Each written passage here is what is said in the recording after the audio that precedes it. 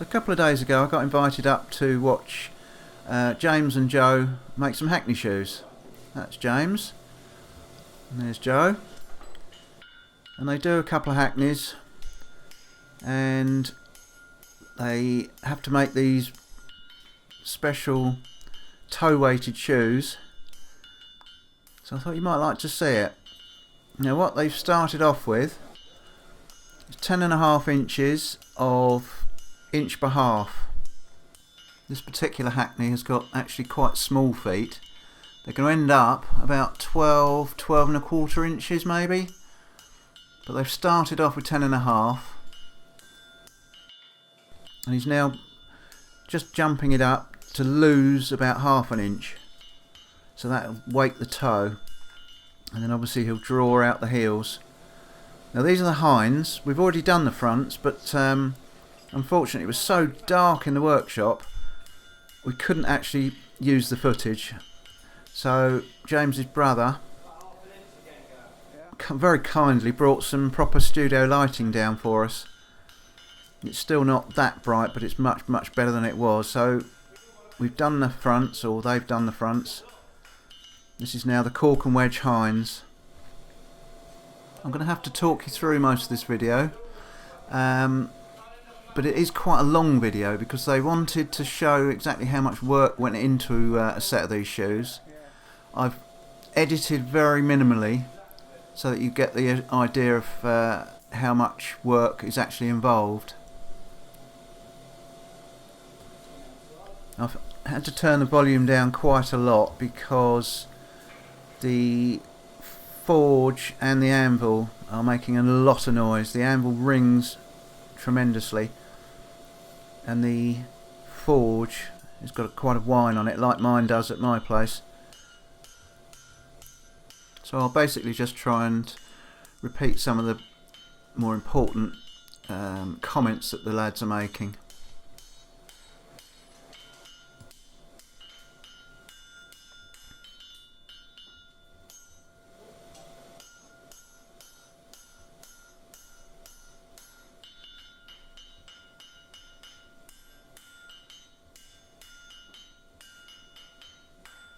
One thing James did say to me, well, after making the fronts, was that this particular steel, he doesn't know quite what it is, but it is very hard. It's I think it's probably bright. It was very square edged. It wasn't like ordinary mild steel. So I think he's got himself a bit of slightly tough stuff. It's certainly starting to make him sweat.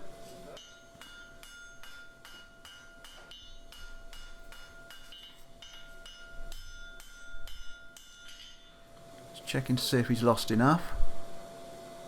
So he wants to get it down to about 10 from 10.5.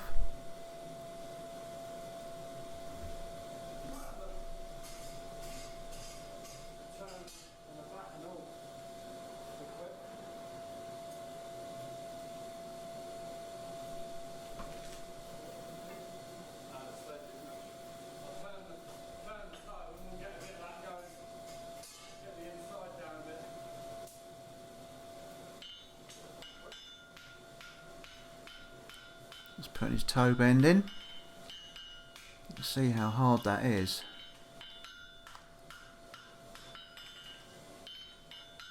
That should bend a lot easier than that, really.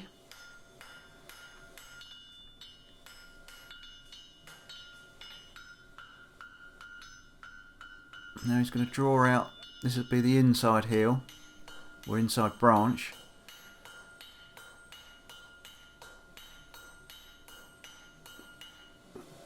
For those of you that don't know, Hackneys have a very distinctive action. They flick their legs out very high and very far out, and these toe weighted shoes just helps to get that flick action.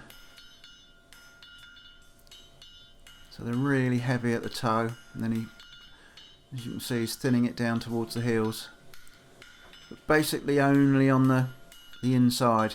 The inside, or no, he's going to do both, but the inside will be thinned down a lot more than the outside.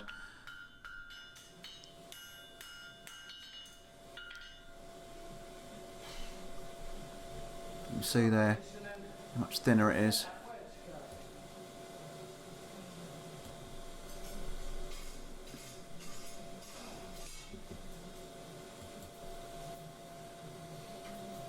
Do the same again with the other one.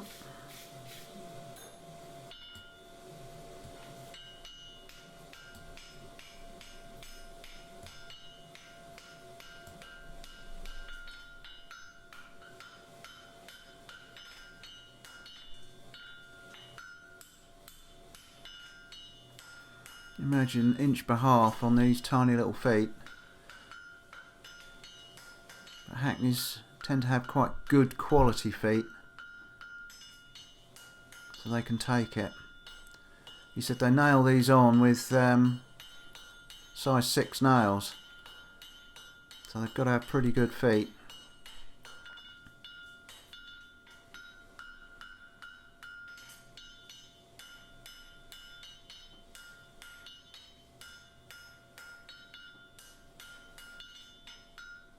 Just trying to maintain the thickness of the shoe there for the time being, because he's obviously got to put the cork in, or the wedge on there.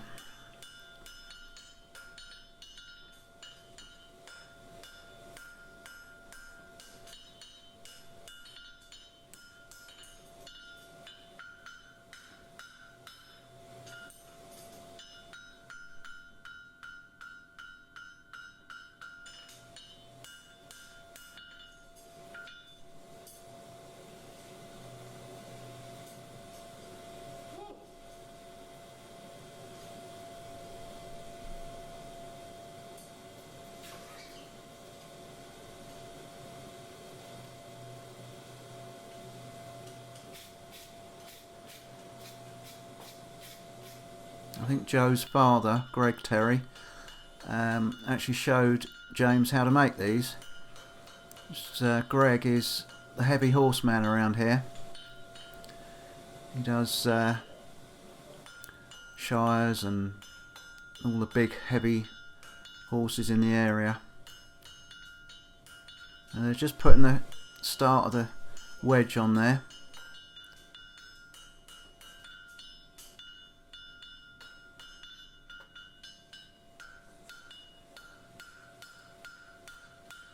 Bashing it back into itself. Raise that up a bit.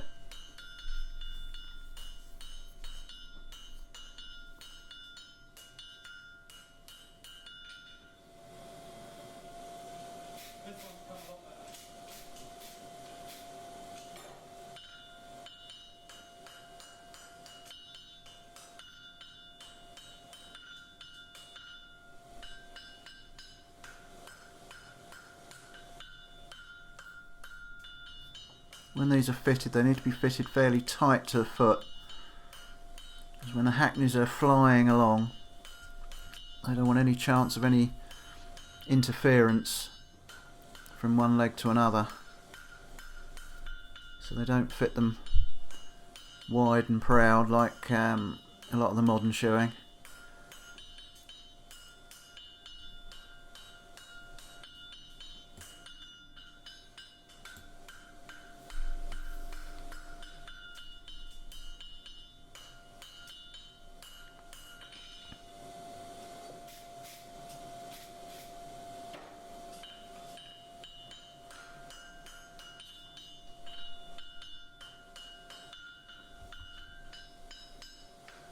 Just as a point of interest, I've just remembered, I did a lot of work in this forge when I was a young lad, when I just finished my apprenticeship, and I'd been with my boss for quite some years, I think 9 years. I finally left, but I didn't have enough work shoeing, so I got a job here in this forge. It was a blacksmith's forge, who is now since retired, and James has taken the place over. In that corner behind James there used to be a Blacker power hammer. That's now gone. 1 or 2 bits of equipment left in here, but basically it's an empty shell now. And funnily enough, James's uncle, Paul Elliott, also did his training here. He's a blacksmith. So it's all come full circle.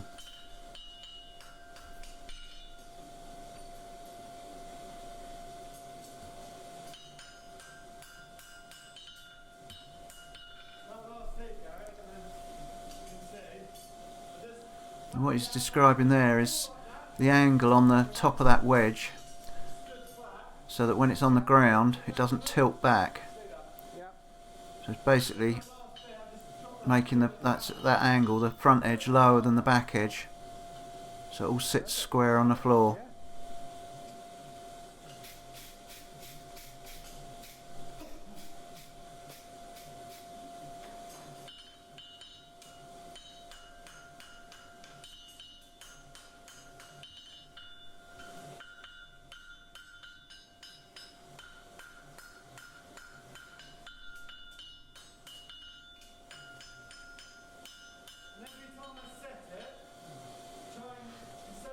And again, he's saying he doesn't want to keep that an angle and cut down into it, because he tends to get a crack at the base of the wedge, so he likes to keep the steel as flat to the anvil as possible. He doesn't get a real crease in there and get a crack.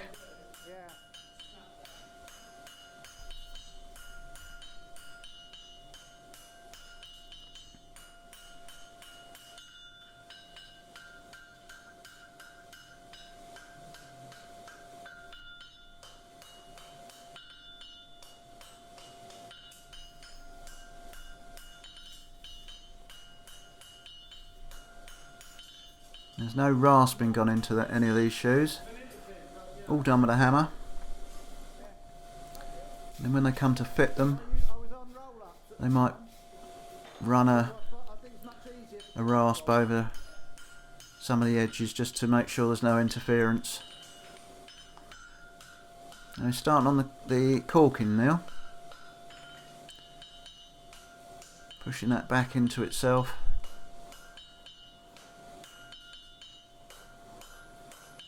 James did his apprenticeship with Billy Carruthers. Some of you will know him, some of you won't. But I was at college with Billy. He was a year above me, but we were often there together on the same block release. And James has really got a look of Billy about him. He probably won't like me saying that, but he's just something about his actions and the look of him. He's tall, thin, muscly. And that's just taken me back to watching Billy in the forge at Hereford.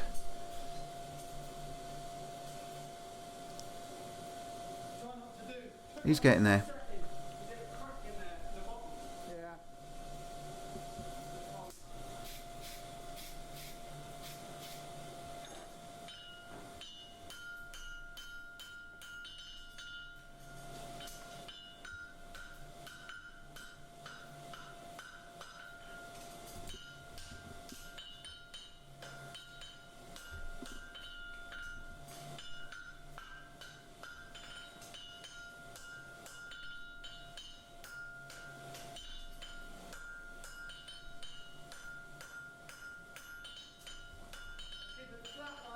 He's just saying that he's hitting it flat and then at an angle.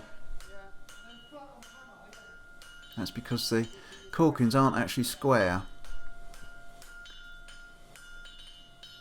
The inside needs to come away from the frog, and the front face that sort of grabs on the surface needs to be directly running across the foot, not at an angle, or not straight with the shoe, because when you turn that branch,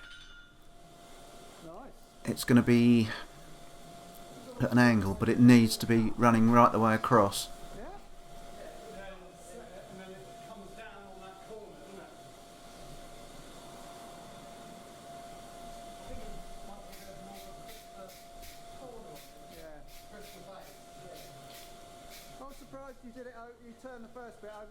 I'm just saying I'm surprised he turned the first bit over the beak, because when we were at college we turned it over the edge of the anvil,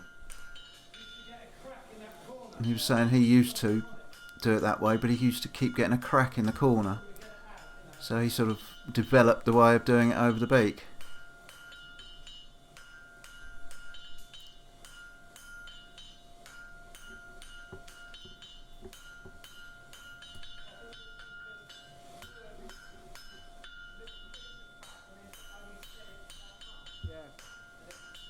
back into itself, yeah.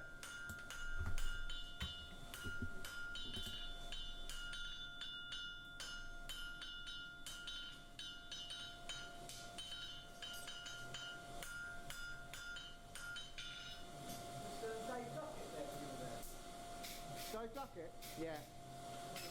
Shit hot he was. Joe was just asking if Dave Duckett was teaching at college when I was there. He was. Absolutely shit hot he was. And Joe said yes, and he knew it, which, to be fair, he did. And still does.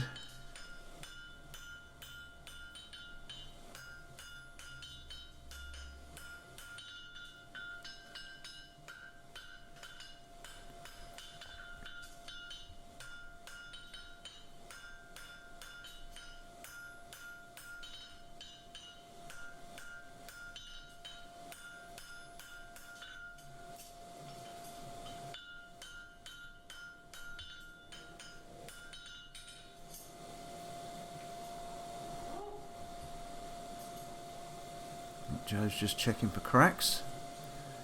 Don't think you'll find any there, Joe.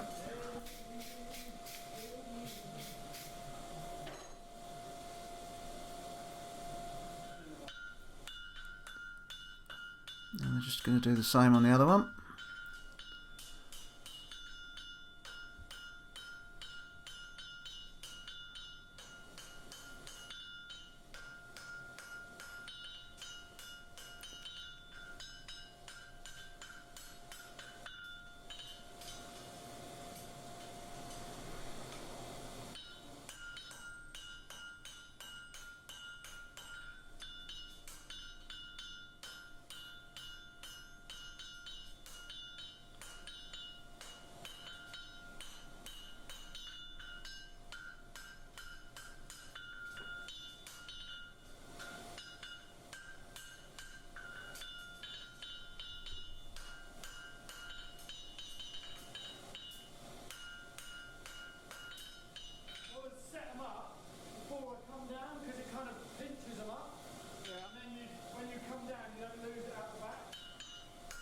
Just saying he keeps it up so that it doesn't push out at the back when you hammer it down. Keeps it sort of forward.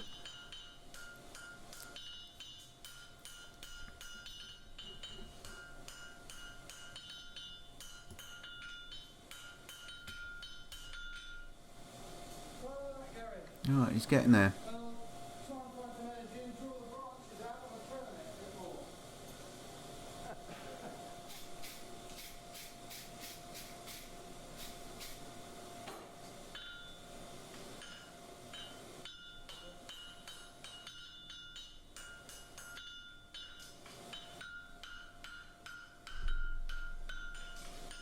Now they're just going to do the same there with the corking as they did with the wedge. Oh, nearly lost it. Just thinning it down behind the corking. Lose a bit more weight. And it obviously increases the height of the corking.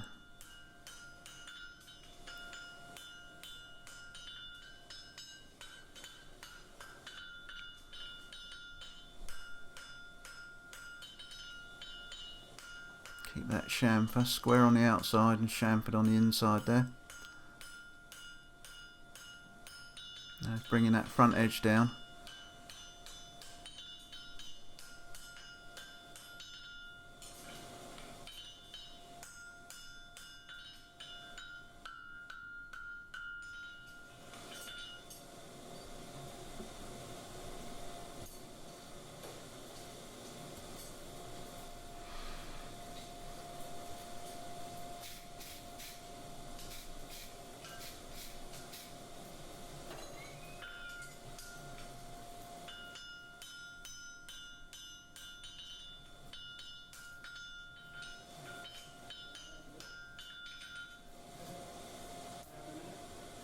Ready for turning it.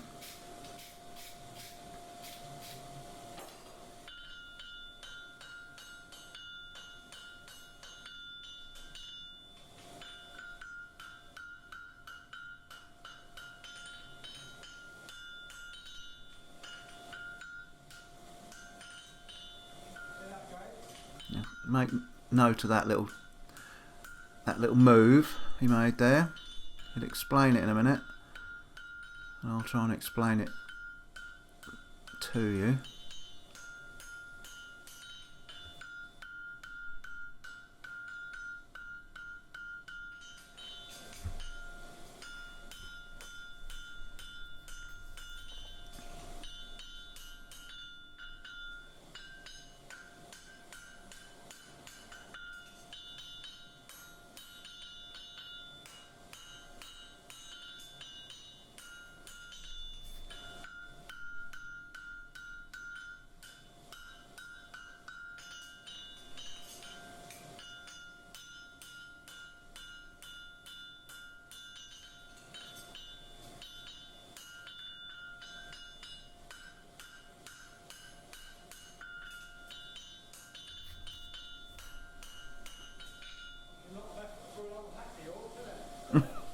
He's just saying it's a lot of work for an old Hackney horse.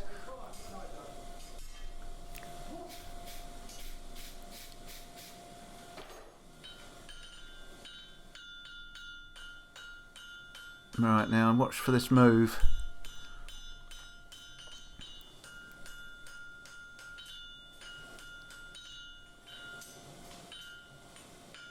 There.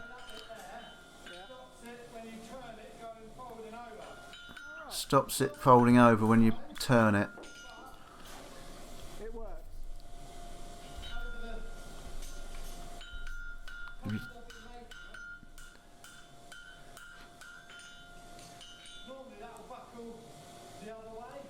So it's just saying it would normally buckle the other way, so you'd end up damaging your corking to straighten it, but that way you just have to hit it behind the corking on the other side.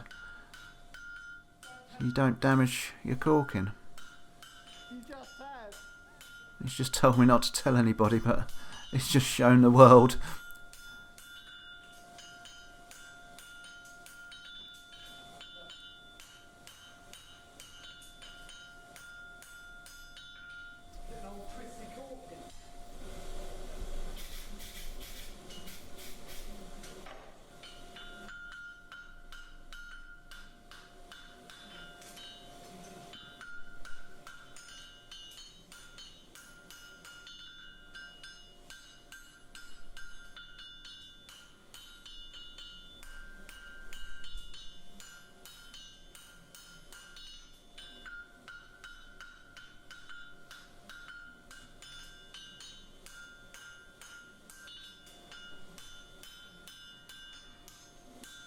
I'll tell you what, if I worked in this shop for any length of time, I'd have to quieten that anvil down.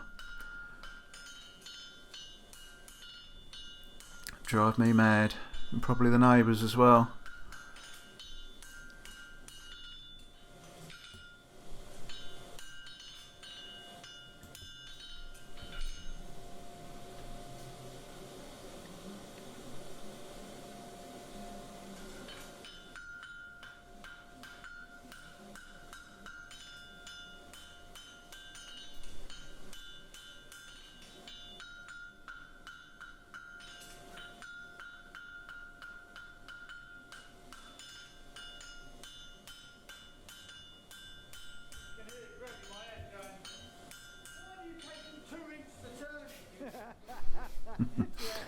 He's just saying, I can hear in my head Greg saying, why are you taking 2 heats to turn it?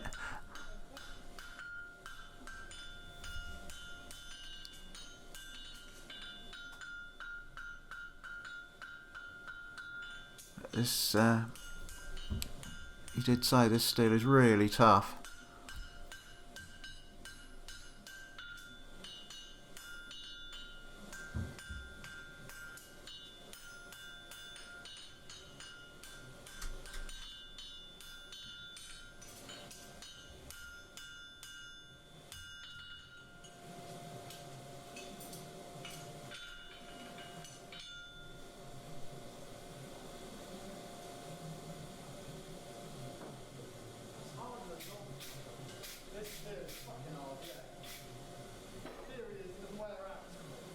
Yeah, that's what he's just said.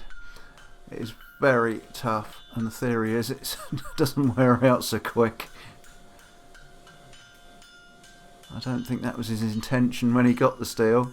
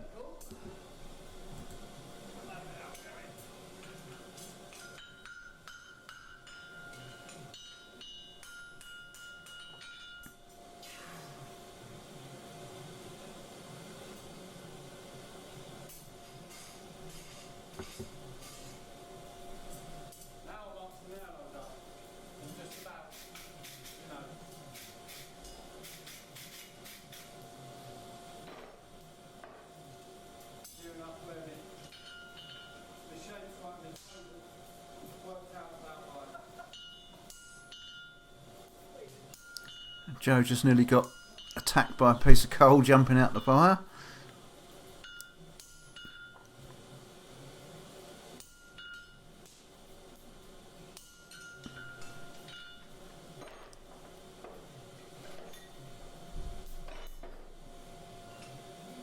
Just marking the toe.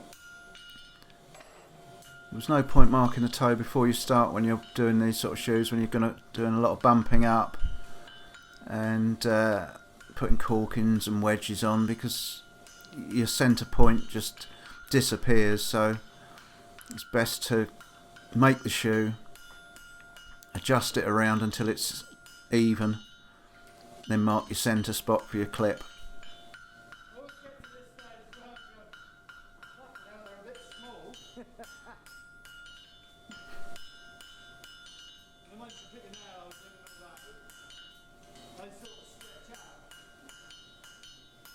He's just saying, you get to this sort of stage and you look at them and think they're a bit small, but actually you put your nails in and they spread a little bit.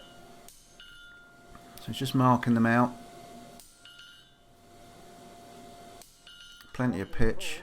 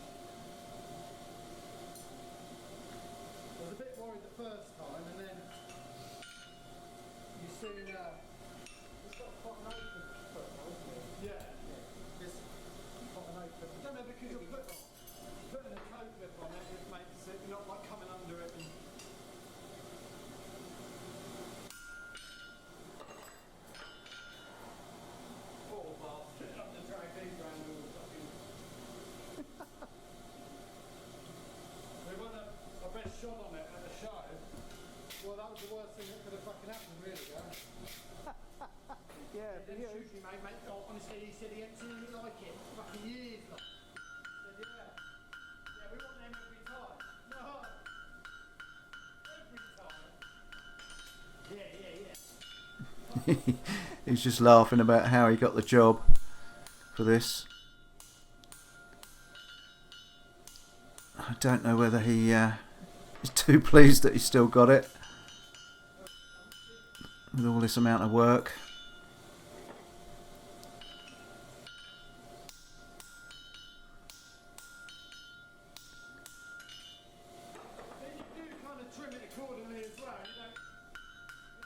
I think if I was doing these, needed this amount of work, I'd be charging them £200 a set. No bother.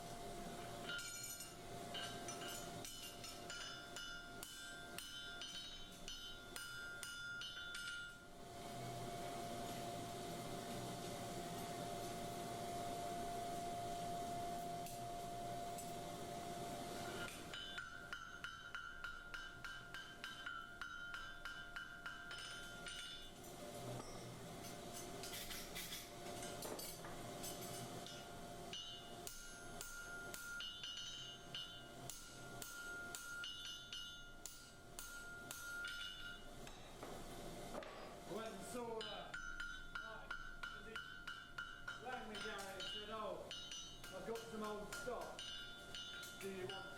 Yeah. Yeah, I'll put whatever. He's only up a window, so...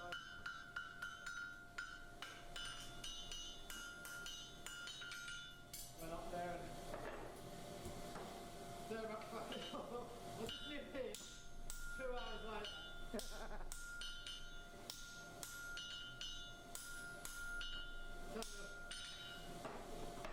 Ins and outs of every customer and what they do for a living. He's just chatting about my old boss who's just retired this year. He went up to pick up some old stock off him. You said to me, didn't you, had the forge at Rosal? Yeah, that's where I started. Yeah. At Rosal. You going there now, Joe? I gave it, I gave it some stuff.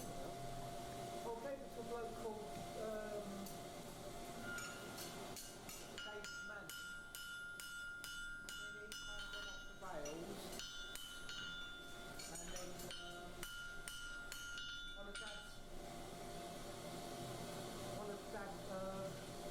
one of Freddie's his last one, Richard Davis, he's got a red, Oh, I know. pickup.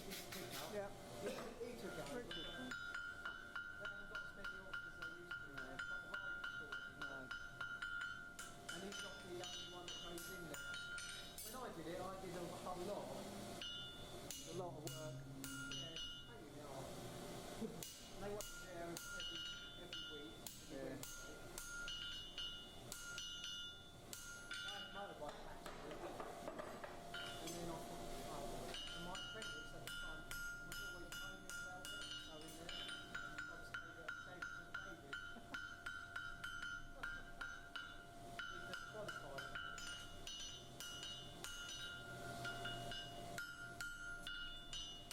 It's alright, it's just having everything in one place. It's just, it destroys your brain, you know. Yeah. I'd rather go round. That's what I like. Yeah. 2 here, 2 there. Yeah. 1. Yeah, one. Yeah.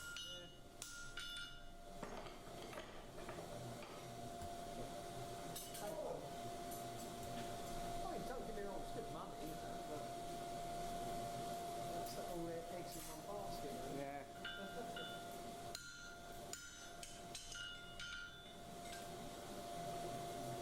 I'm gonna let it cool down, go. I've been doing that all day. Trying to get them out to what? Bubble up. Yeah, and then they go round. Not because my tool crackers for that. Tool.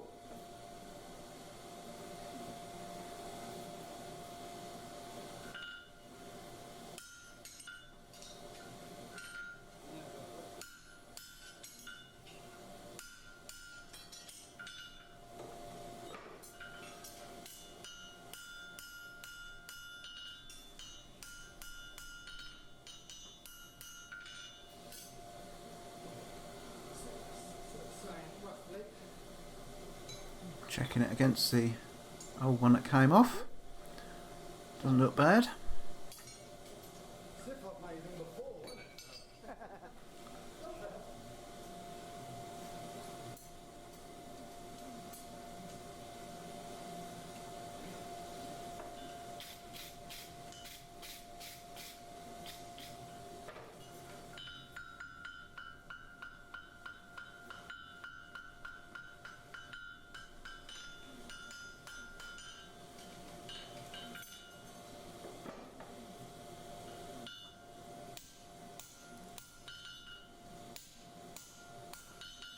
Now that punch or stamp he's using is like a starter stamp. It's not your fully defined E-headed nail stamp. Yeah. He's just explaining it now. He made it when he was out in America.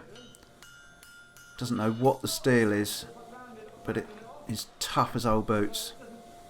Have the definition of a nail or plain stamp, but it just like gets you going. Yeah. That's the one. And it's just Just puts a start on them. steel yellow like that, and it never fucking goes up. Then you can come in with them, into them with your main stamp, define them properly.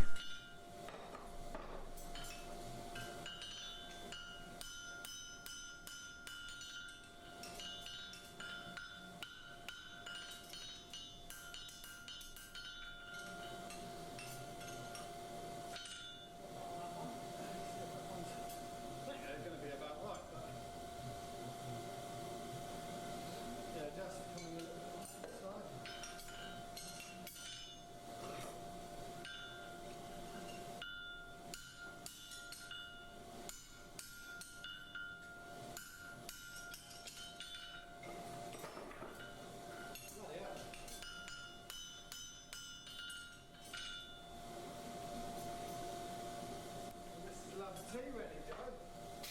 You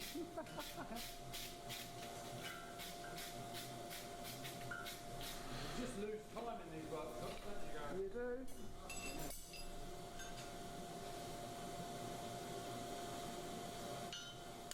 do. He's using a bob punch there for his toe clip rather than a clipping hammer like I use. Bob punching is pretty good on plain stamped shoes.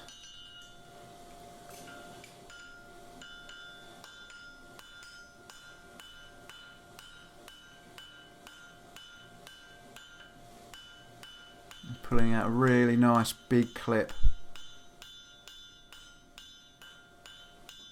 You can imagine with those cork and wedge that it's going to need some real holding on.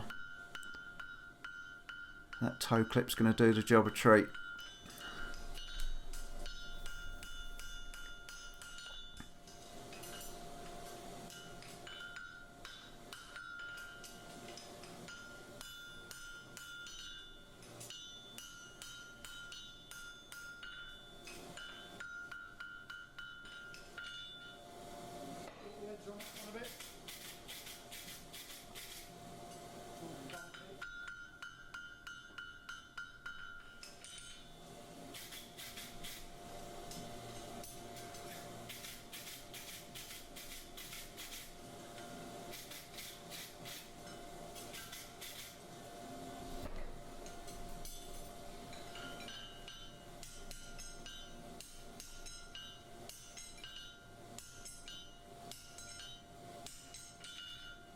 You have a lot of horseshoes following you, Gary, or is it more just Joe public?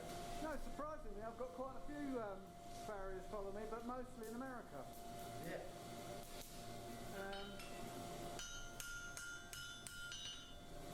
Don't quite know why. I suppose they're pushing something, isn't it? And a lot of them really liked. I did a video about clipping a shoe. Say what, mate? Clipping a shoe. I made a clipping hammer and then showed them how to use it. Some of them have never seen anything like it. They don't fucking clip shoes out there. They fucking charge. They're not solos over here. They charge for them. Per clip. Yeah. So that there, Gary, is what you want to try and achieve, I believe, before you get to the foot and stuff. Hang on. Right, he's just showing me now that how they should sit on the ground. You see how that's flat on the ground? So they're not rocking. Well, I can do it a bit more actually, but so when it gets on the Basically saying that that front edge needs to be lower than the back edge so it doesn't rock. rocking off it, Yep.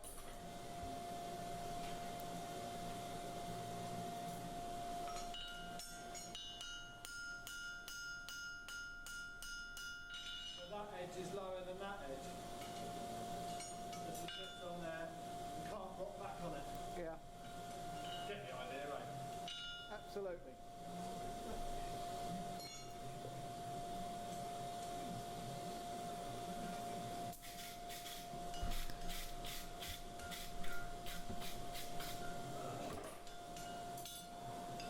We're nearly there. One more clip.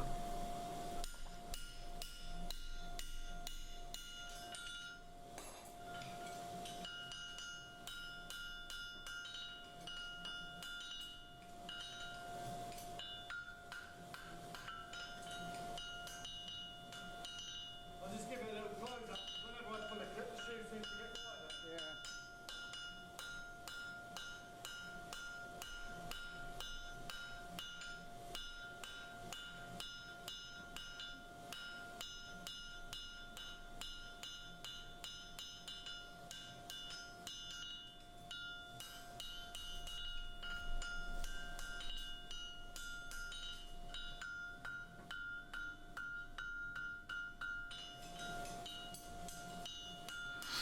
Now, unfortunately, these are going to be put on later on in the week.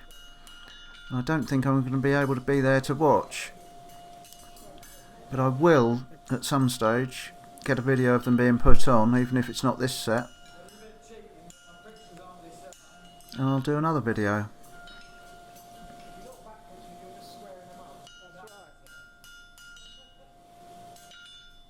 So I tried to impress on them when I did a demonstration making a shoe.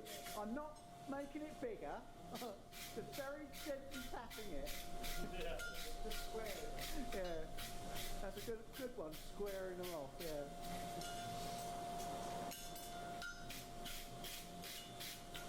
But in 40 odd years I've never been able to put a shoe on that you haven't had to back stitch it. Yeah, still got to do it. Yeah, in 40 odd years, what? I've never known a shoe that you haven't had to back Pritchell. Yeah, it's a machine, mate. Yeah. I mean, unless you make it too big. Yeah. Well, it's the same size at the front as at the back. Is he still around? He's still alive, yeah. Is he? Yeah. What he's doing.